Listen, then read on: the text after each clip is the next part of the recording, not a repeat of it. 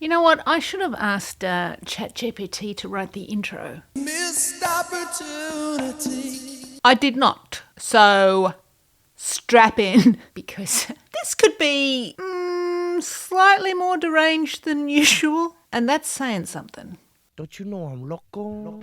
You will learn nothing today, like zero. All I have is questions and conjecture and the look of a terrified, crusty old lady shaking her fist at a cloud. If you see any gaseous cloud, fire immediately. Maybe even the cloud. It's in a cloud. Today, we're talking about a thing I wrote called Is There Art in Artificial? Duh. Art, it's right there in the title. Well, yes, the word art is in artificial. Art. You know what else is in artificial? Alicia Fritt, anagram. Sounds like the name of a woman who would lobby to ban books from your local library. Oh, banned books. Apologies to any Alicia Fritts out there. Now, where was I? Oh, I know. Is ChatGPT a better writer than me? As if there aren't enough writers out there to compete with over all the scraps of work. Now I've got to compete with ChatGPT? We're all out here jockeying for the same jobs. It's rough out here, is what I'm saying. It's the hard knock life. New people coming in, overusing exclamation marks everywhere. Everywhere! Is ChatGPT even a writer at all? I mean, I ask you, where is the heart, the soul, the blood, sweat and tears of the writer's way? Has ChatGPT ever flipped open a Roget's thesaurus and got a paper cut? Paper cut? Who the hell owns a physical thesaurus these days? Not me. I'm young and with it. When I was a girl, pretentious used to mean something. Overreaction alert. New prompt. Tell the viewer what AI is, generative AI, and then go into a long rant about how you're afraid of it. Discuss how ChatGPT is a threat or maybe is not a threat. Talk about poetry and art and whether it knows how to make art. I'm already off track. AI stands for artificial intelligence. Terrifying. No, it's not. My mistake. Overreaction alert. New prompt. Like all my Gen X emotions laid upon this smorgasbord of denial and suppression, let's just shove that under the tablecloth and ignore it and wait for it to come back at some other inopportune moment to scar me in some way. Denial. Let me now speak upon the topic of ChatGPT, and I shall speak on it I'm listening. without exaggeration or a voice laced with fear. Terrifying? No, it's not. About something I really don't understand and how I typically deal with by burying my head in the sand, and it's getting quite hot down there, actually, and I should probably face my... I'm not afraid. No, I will discuss it calmly and logically. And I shall bring up some of the hot-button topics regarding ChatGPT and generative AI, and whether or not I think these technical whiz-bangeries are capable of creating what we human-type forms would call or classify as big A art, or little a art, just art. I see you look at this space. And if we, as creative people, artists, writers, etc., should be frightened if we are indeed, in fact, screwed. Probably. Not really. I don't know. Maybe. But totally. It's over. New prompt. Overreaction alert. Viewer, is artificial ever a good thing? Artificial limbs are pretty neat. When you're cool, you're cool. Humans are capable of making artificial things for good, honourable reasons. Sweeteners, they're artificial. If you're trying to break yourself of the sugar habit, then you can replace sugar with artificial chemicals. Nails, pretty harmless. I mean, unless you poke yourself in the eye with one. Teeth! But Janeen, artificial teeth are more commonly referred to as false teeth, aka fake, fraudulent, not real. Therefore, ipso facto, blah blah. The word itself, artificial, has come preloaded with this sense of fake. Phony. Don't need it, don't trust it, do not want. It wants my gerb. Overreaction alert. New prompt. By now, if indeed you are still watching, first of all, I apologise. This has already gone a little off the rails, but that's how discombobulated I am by this subject. I'm a writer and it wants my job. But does it want my job? Does it even know? It has no feeling, no thought, no plan. Does it have plans? Questions. That's all I have this week. I've given you no facts to chew on yet, no education of any sort. Hey, I told you weren't going to learn anything because I want you to think about how you really feel about generative AI. In particular, if you're an artist and if you feel any kind of fear or trepidation about it, perhaps potentially devaluing what you do in some way. You're all worthless and weak. Perhaps you're a fan of ChatGPT. Perhaps it rewrote your resume for you. Maybe you got it to generate a keto plan for someone who doesn't eat meat. Did it do that for you? Well, let me pull my head out of this denial dune. I don't like sand. And say, good for you. All people are different people. And some, like ChatGPT, aren't people at all. You know, on a good day, when I'm not, just in a suppression blanket of fear and denial, I think to myself, there's nothing to worry about. It's all right. Writers will always have jobs. Painters will always paint. Songwriters will always write songs. ChatGPT can't write a song, right? Or write. Boy, oh boy, are you paranoid. You know what's not paranoid? ChatGPT. It just gets the job done. It never worries about obsolescence. What a time to be alive. Or in its case, not alive. It just exists to wipe out our existence. No, don't say that. Are you just going to talk to yourself this week? This is what this subject does to me. It twists me up inside. It makes me all discombobulated. I don't know whether I'm coming or going. Talk to myself about what I'm going to do when my job is gone, when all the words dry up because ChatGPT has stolen them all. It just scraped all the...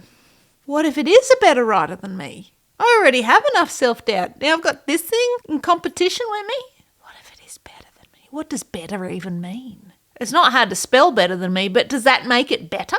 Could you repeat the word, please? The original question, can it make art? What is art? What you call art and what I call art can be very different things, and that's what makes art great. Yeah, I was wondering how much something like this went for. Different perspectives. $130,000. We can look at the same thing and have completely different responses to it. No two people are one person. Whoa. Does generative AI, whether it's DALL-E or Midjourney or ChatGPT or whatever, does it make art or does it just make an approximation of what it thinks art is based on what we've told it art is? It's trained on human things. Actually, if it trains itself on itself, does it just get more and more diluted and worse and worse and worse? Less artful? Probably watered down. Will artists or creativity or the ability for humans to imagine and create things, will that be replaced by generative AI? Plenty of people, far smarter than myself, have actually addressed this issue. Here's something Nick Cave said about ChatGPT, as read by Stephen Fry. ChatGPT's intent is to eliminate the process of creation and its attendant challenges, viewing it as nothing more than a time-wasting inconvenience that stands in the way of the commodity itself. Here's another deliciously haughty paragraph from Mr. Nick Cave. Quote, "There are all sorts of temptations in this world that will eat away at your creative spirit, but none more fiendish than that boundless machine of artistic demoralisation, ChatGPT." You get him, Nick. He's put that quite eloquently. Why are you making a video, Janeen? Why don't you just end it right there with Nick Cave? Well, here's the thing. It's just been on my mind quite a lot, and I keep pushing it away and trying not to think about it because I'm old. But I'm fascinated with how this crusty, old, mouldy piece of bread in my brain is reacting to this. I veer wildly all over the map in how I feel about it. Head in the sand 1 minute, head out of the sand the next. You can't really ignore this. You have to face it, Janeen, because it's part of things moving forward. You have to get your head out of the sand and look directly at it in its eyes. It doesn't have eyes, but you need to face this fear. So am I really scared of it? What do I really think about ChatGPT? You should go read that thing that I wrote. But let me just say this. Pollyanna has entered the chat riding a naivete horse. I think we're going to be okay. Everything is okay. Because there are things that the human brain can do that I just don't think any generative AI, whether it's ChatGPT or whatever, I just don't think it can ever do. It has artificial intelligence, but it has no emotional intelligence, which I think is a key component of creativity, of making art. Whether the emotions that you have when you're writing something or making something are good or bad or right or wrong doesn't matter. The point is those emotions are real and they can alter the result of what you're making. There's nothing artificial about art that comes from a broken heart, a joyful heart, a confused heart. Art. A word that also has the word art in it. Weird. Artificial. I'm gonna write that down. You know who has no emotions? ChatGPT.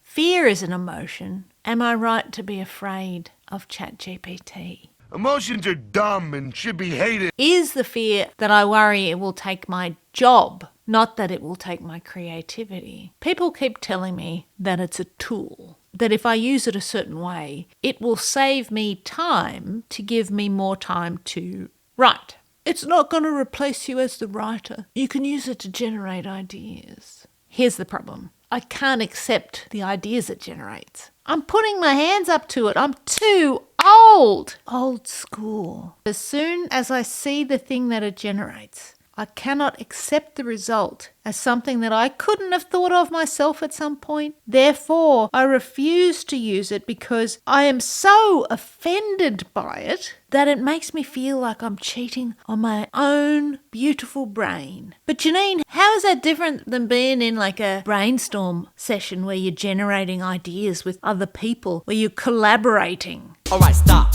Can you collaborate with ChatGPT? Collaborate and listen. It's so wrong to me. Let it go. Overreaction alert. New prompt. It's a tool. You're a tool. Sorry, I'm saying that to myself. Janeen, you're a tool. Use yourself. That sounded weird.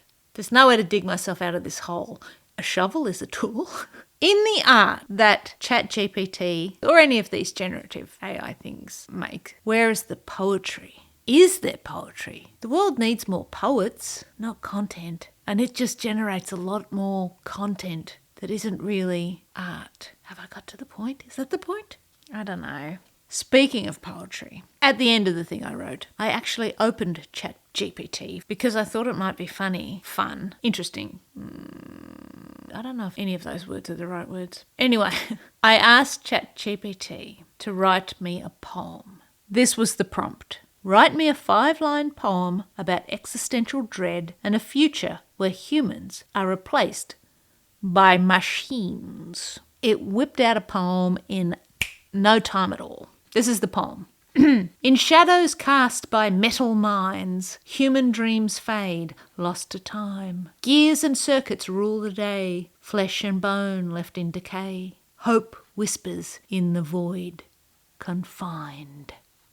To be honest, I've written worse poems than that. I mean, not lately. I just wrote a poem for a wedding, which I typically hate everything I write, and the poem I wrote for this wedding is pretty... It's okay. But ChatGPT could not have written the poem I just wrote. Although now that I think about it, that would have saved me a lot of time and stress if I'd got ChatGPT to write that wedding poem.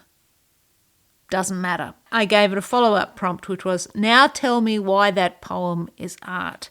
And I will now read to you the overly verbose response. This poem is art because it encapsulates profound themes of existential dread and a future dominated by machines within a concise and evocative format. Each line builds on the imagery of a world where human existence is overshadowed by artificial intelligence, creating a stark contrast between the organic and the mechanical. The use of metaphors like shadows cast by metal minds and flesh and bone left in decay evokes a visceral sense of loss and decay, prompting the reader to reflect on the implications of such a future. The final line, "Hope whispers in the void confined," introduces a glimmer of hope amidst the despair, adding depth and complexity to the narrative.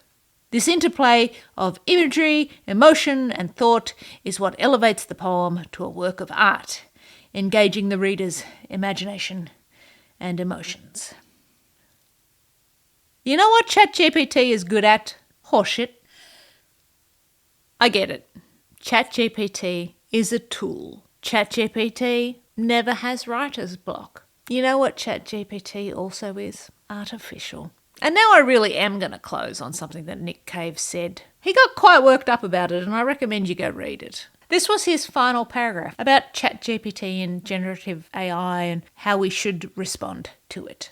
Quote, "As humans, we so often feel helpless in our own smallness, yet still we find the resilience to do and make beautiful things.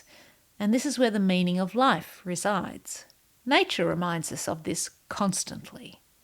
The world is often cast as a purely malignant place, but still the joy of creation exerts itself. And as the sun rises upon the struggle of the day, the great crested grebe dances upon the water. It is our striving that becomes the very essence of meaning. This impulse, the creative dance, that is now being so cynically undermined, must be defended at all costs. And just as we would fight any existential evil, we should fight it tooth and nail, for we are fighting for the very soul of this world." End quote. Mic drop. Again, I'm not going to drop this mic because it was very expensive. I will see you real people, non-artificial, next week. Like, subscribe, all that stuff.